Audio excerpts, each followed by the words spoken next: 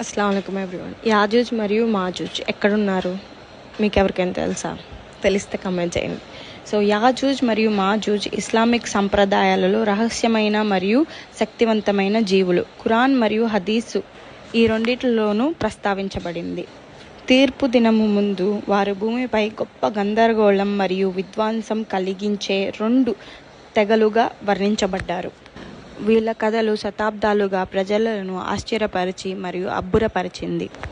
ఖురాన్ సూరా అల్ కహఫ్లో Gogh మరియు మేగాగ్ అనగా యాజూజ్ మరియు మాజూజ్ గురించి ప్రస్తావించింది. ఒక నీతిమంతుడైన రాజు, ఆయన పేరు దుల్కర్ని, అతిపెద్ద భారీ అవరోధం వాటి హాని నుండి నిరోధించడానికి కట్టారు. ఆ అవరోధం ఇనుము మరియు కరిగి రాగితో తయారు చేయబడింది. వీళ్ళు రోజు తవ్వుతూ ఉంటారు, కానీ వాళ్ళు బయటికి రావటానికి అల్లాహ్ ఆజ్ఞ రావాలి. మరియు ఆ ఆజ్ఞ ఎప్పుడు వస్తుంది? తీర్పు దినం రోజున. ఇంతకీ అతిపెద్ద ప్రశ్న ఏంటంటే వీళ్ళు ఎక్కడున్నారు?